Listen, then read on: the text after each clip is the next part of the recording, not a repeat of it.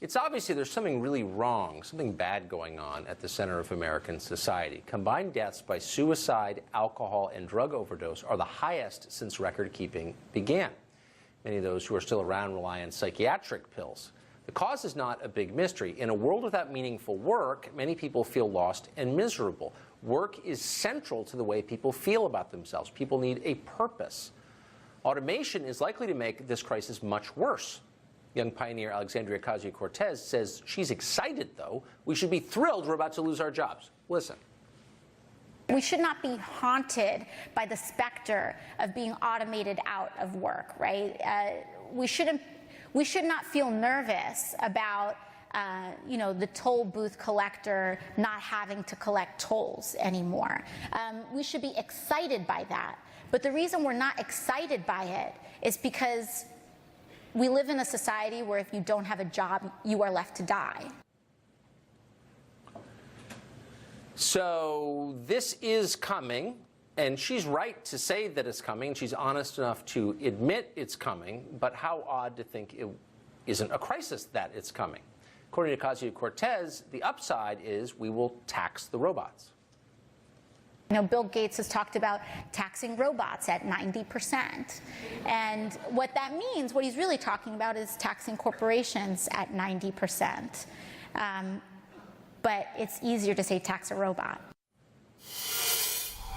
Mickey Constance is a former Bernie Sanders surrogate. She's also a Democratic socialist and was a socialist candidate for New York Public Advocate. She joins us tonight. Now, Mickey, thanks for coming on. Hi, Tucker. Thank you. Unlike a lot of people on the right, I don't dismiss Alexandria Ocasio-Cortez. I don't think everything she says is wrong. I admire the fact that she's brave enough to say what she thinks, and I think she says interesting things. So I want to take this point seriously. She's right that automation could eliminate a lot of jobs. That seems like a tragedy to me. She seems to dismiss it as no big deal. Why shouldn't we be really worried about that? Well, I think I wouldn't say that she's dismissing it as no big deal. I mean, she said that it really comes down to economics. I mean, our system, and she's a Democratic socialist, I'm a Democratic socialist, and essentially that means that more democracy is brought to our government and to our economic models and our economic system. Right now, we have a system where there are very few who are profiting off of illness, very few who are profiting off of debt, and very few who are profiting off of automation, which is essentially putting people out of work. Right. If we build an economic system that, innovates with innovation should not be at the expense of jobs. We need to innovate, otherwise we would be in horse and buggies, right? Of course. But it doesn't mean at the expense of a labor force, which ultimately hurts creativity. When fewer people are able to innovate because they cannot, they're working 3 or 4 jobs, that hurts business. That hurts small businesses. That hurts our ability to innovate as a society. That hurts society as a whole. But we need to make sure that when we are innovating, we are also protecting workers. We're making sure people have benefits. We're making sure people can pay off their debt. And when you have a system, an economic system, capitalism, this late-stage capitalism we have now, where very few are making an extraordinary amount of money off of exploiting workers or keeping people unemployed or in debt. So I actually agree with the majority of what you said. I'm just not sure, and I'm concerned about a system where a smaller number of people get a larger percentage of the shares. It makes your society unstable, obviously, and it is unstable as a result. Right. I just don't understand her point about automation. If all of a sudden, and McKinsey and lots of other forecasters predict that in 30 years, a huge percentage of our jobs will be gone, people have nothing to do, you could get, and Andrew Yang makes this point, a revolution. So why shouldn't we be really worried about that? I don't understand. I think the revolution is happening right now. I mean, look at the rise of democratic socialism when the majority of young people who are burdened by debt, who can't find stable employment, or if they do, they have multiple jobs to pay their rent, or living at home with their kids or with their parents. I get it. That is a revolution. That is a political revolution. It's what Bernie Sanders built, and it's what Alexandria Ocasio-Cortez... It is. Wait, but hold on. Okay, I get it completely. I think you're absolutely right. There's a lot more economic insecurity among young people than we acknowledge, and that's why they're all socialists. I totally agree. I've been saying that for 2 years.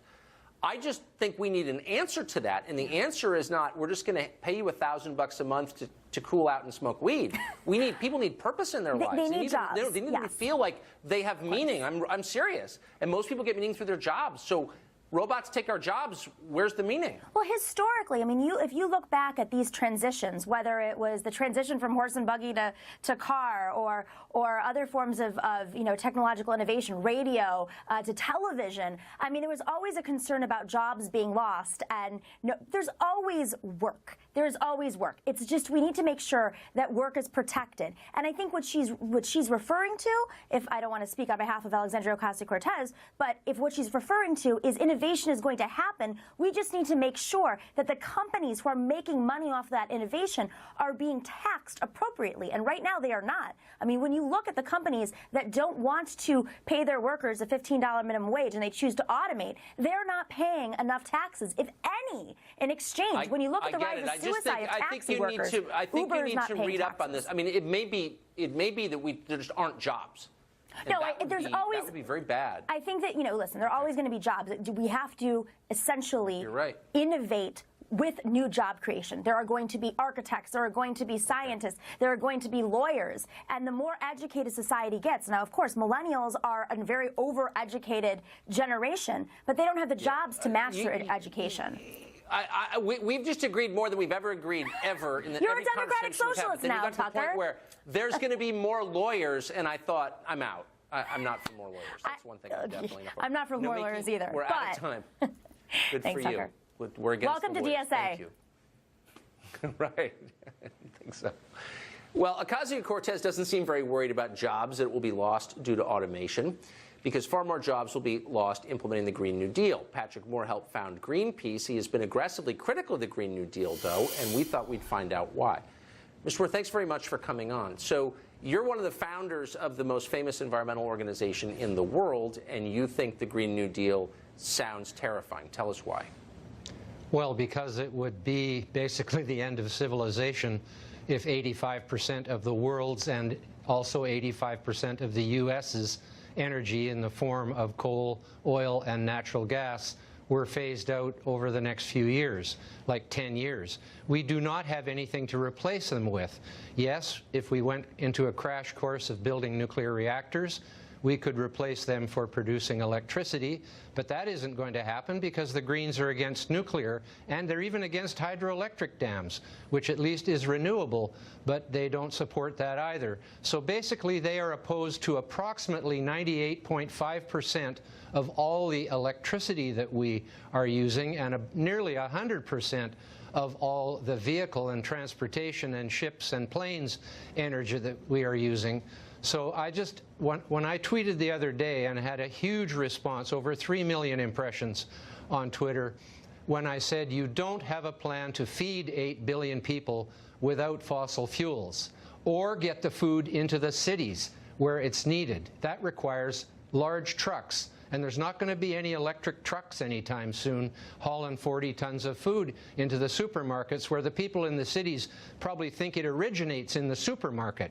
But it does not. It's coming from farms out in the country where a few million people are growing the food for all the rest of the population. And if we banned fossil fuels, first, agricultural production would collapse in a very short period of time. There's these things called tractors, and they use fuel and all the other implements on the farm. And then there's the transportation.